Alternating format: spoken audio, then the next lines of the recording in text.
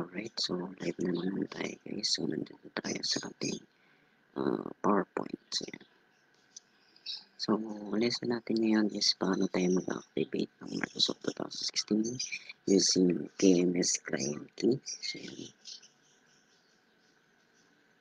Alis dahil ano natin siya full screen natin. So yan.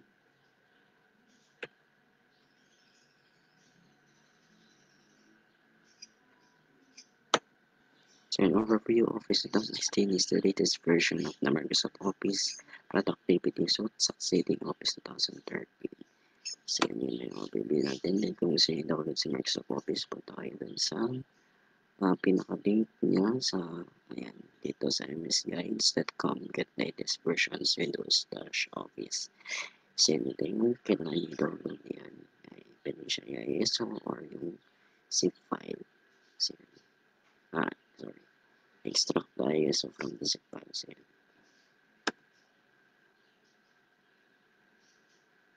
And then ito yung sample ng File Explorer kung saan nakasave sa Microsoft Office.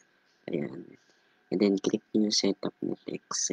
Ayan. Diyan yung i-tikturan yan. Diyan yung Microsoft Office para magtuloy siya sa setup niya. And then using KMS Client Key. Ayan. Ito yung link. Ito yung bash script. Ayan yung bash script niya. Ayan yung gagamitin nyo.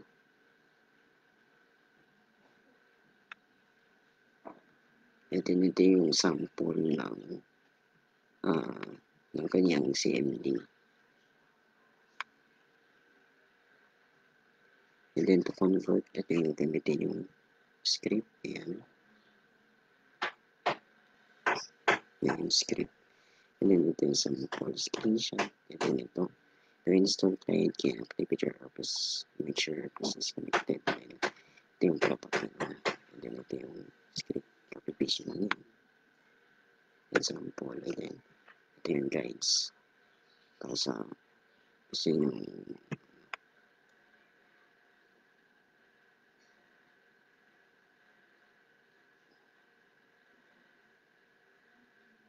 so dito siya yung galing. Ayan. Yung link. So ilalagay ko naman siya sa description natin.